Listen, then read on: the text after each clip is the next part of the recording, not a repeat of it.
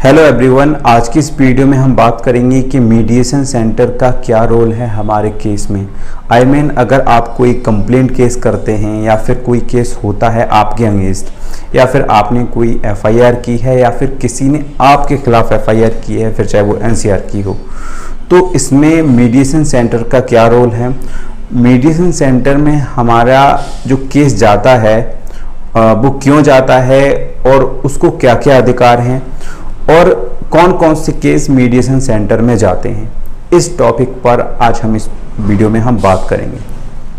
सबसे पहली बात, अगर ऐसा कोई केस जो कॉम्प्रोमाइज करने योग्य हो, ठीक है, चाहे कोर्ट की मर्जी के आधार पर, चाहे वो आपसी सहमति के आधार पर, अगर ऐसा कोई केस होता है या फिर ऐसे किसी सेक्शंस में कोई एफआईआर या फिर एनसीआर या फिर कोई कंप्लेंट केस किया जाता है, तो ऐसे मामले में पुलिस मामले को इन्वेस्टिगेट करती है अगर एनसीआर या फिर एफआईआर हुई है तो, और इन्वेस्टिगेट करके अपनी फाइनल रिपोर्ट कोर्ट में प्रस्तुत कर देती है।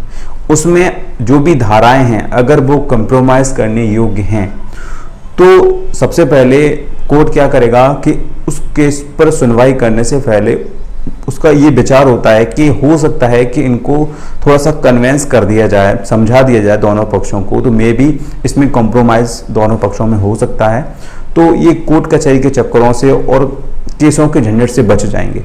तो इसलिए वो क्या करता है कि फाइल को मीडिएशन सेंटर में भेज देता है।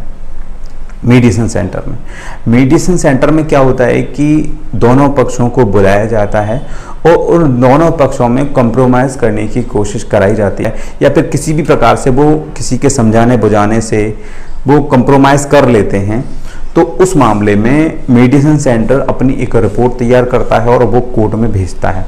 कोर्ट क्या करता है, उसके आधार पर जो भी दोनों पक्ष हैं, जो जिसने केस किया है, उसके कोर्ट में बयान लेता है, ठीक है, और बयान के आधार पर और उस रिपोर्ट के आधार पर फाइल को डिस्पोजल में डाल दिया जाता है, मतलब कि फाइल को ख़त्म कर दिया जाता है। पहला प्रोसीजर ये है। इससे ये होता है कि वो कोर्ट कचहरी की कार्रवाई से बच जाते हैं, आपस में थोड़ा सा कन्वेंस करने से ही सारा मामले सॉल्व हो जाते हैं।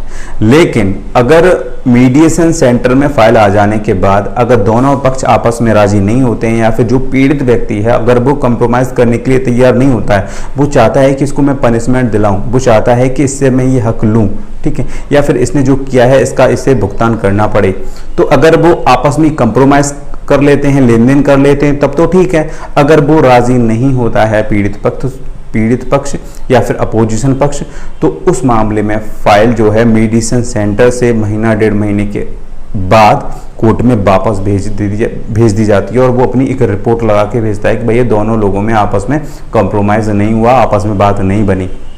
उस मामले में कोर्ट में फिर जो है आगे का मतलब कि केस का ट्रायल शुरू होता है। इसमें जो है प्रोसिक्यूशन एविडेंस की स्टेज आती है, 313 का जो भी बयान है वो बयान होता है, आर्गूमेंट होता है, फाइनल आर्गूमेंट होता है, अगर डिफेंस एविडेंस की ज़रूरत है तो वो भी होता है, और एटलीस्ट लास्ट में जजमेंट होता है। तो ये एक प्रोसीजर से गुजरती है फाइल। मैं एक बात और बता दूं कि अगर ऐसी कोई फाइल है जो मीडिएशन सेंटर में गई है और वहाँ पर अगर उसमें कंप्रोमाइज़ नहीं हुआ है, और जब कोर्ट में केस चल रहा है, किसी भी स्टेज पर जजमेंट होने से पहले किसी भी स्टेज पर अगर दोनों पक्ष आपस में राजी हैं, तो दोनों पक्ष चाहें तो कोर्ट में कंप्रोमाइज़ दाखिल करके केस को ख़त्म करा सकते हैं। ध्यान रहे, जजमेंट होने से पहले, जजमेंट हो जाए उसके बाद कंप्रोमाइज़ नहीं होता, इस चीज़ को आपको समझना पड़ेगा।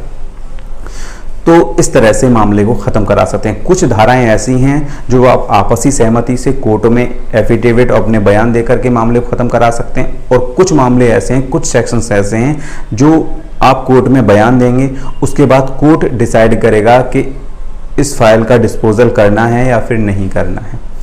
दोनों ही कंडीशन मैंने आपको समझा दी। अब बात करता हूँ कंप्लेंट केस की। बहुत सारे ऐसे केस हैं, सिविल केस होते हैं, जैसे कि मेंटेनेंस के केस हुए, घरेलू हिंसा के केस हुए, डाइवोर्स के केस हुए, और जैसे कि 498 क्रिमिनल केस हुआ, मारपीट, गाली गलौज, धमकी, जान से मारने की धमकी, इस टाइप के जो केसेस हैं, जो छोटे मोटे केस की मतलब छोटे मोटे केस माने जाते हैं, या फिर जिनको कंप्रोमाइज़ करने योग्य माना जाता है। ऐसे केस में अगर कोई ऐसा केस अगर कोई कोर्ट से किया जाता है या फिर जो है थाने के द्वारा किया जाता है, तो उस मामले में भी फाइल को मीडिएशन सेंटर में भेज दिया जाता है सुनवाई करने से पहले। जो भी कोर्ट है वो मीडिएशन सेंटर में भेज देगा कि भाई इनमें अगर कॉम्प्रोमाइज़ हो रहा है, दोनों को समझाओ, अगर समझ बुझाने से ये समझ जाते हैं तो ठीक है, अगर नहीं समझते हैं तो भाई चलने दो केस। तो ये जो एक प्रोसीजर है ये सिर्फ और सिर्फ कन्वेंस करने के लिए है, आपस में कंप्रोमाइज़ कराने के लिए है, आपस में दोनों में एका कराने के लिए है। अगर वो सेपरेट भी रहना चाहते हैं, जो भी जैसे भी है लेन देन हो जाए उनका किसी भी तरह से, वो उसका मुआवजा उनसे ले ले, तो ये एक कॉम्प्रोमाइज़ अगर दोनों में किसी भी तरह से होता है तो उस मामले में मीडिएशन सेंटर अपनी रिपोर्ट लगा करके कोर्ट में भेज देता है कि भैया इन दोनों में आपसी कॉम्प्रोमाइज़ हो गया है।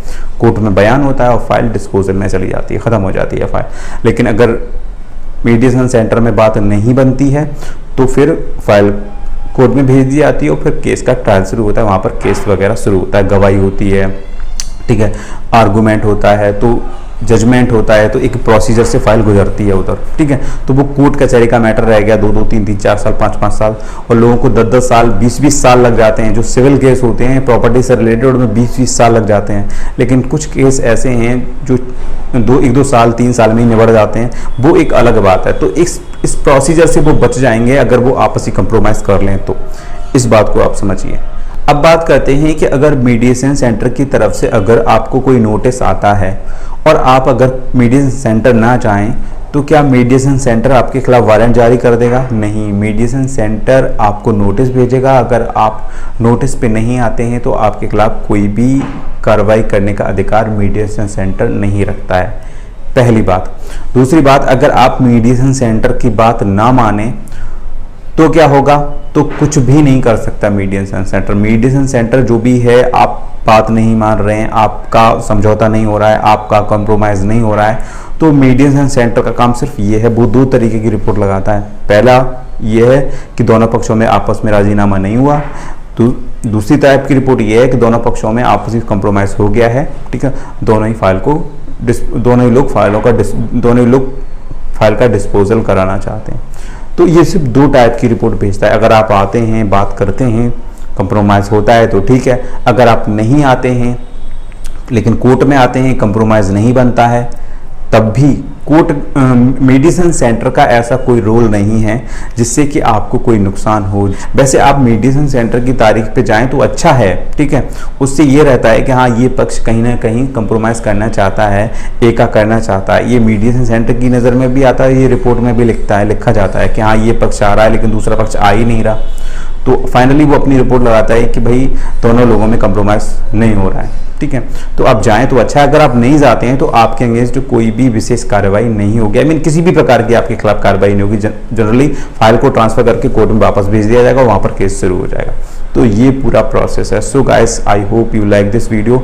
मैं आपको बता दूं कि अगर आप ड्राफ्टिंग सीखना चाहते हैं या फिर किसी टाइप का कोई केस से रिलेटेड कोई एप्लीकेशन लिखना चाहते हैं तो इसके लिए आप मुझे सोशल मीडिया प्लेटफॉर्म पर फॉलो कर सकते हैं। इसमें इंस्टाग्राम है, टेलीग्राम है और फेसबुक पेज है। इन तीनों सोशल मीडिया प्लेटफॉर्म पर आप मुझे फॉलो कर सकते हैं, वहाँ पर इस टाइप के मैं लिंक अपलोड करता रहता हूँ। सो गाइस, ये है पूरा video. I hope you like this video. अगर फिर भी कोई कन्फ्यूज़न है तो आप मुझे कमेंट बॉक्स में लिख सकते हैं। चलिए मिलता हूँ एक नई वीडियो के साथ, तब तक के लिए गुड बाय।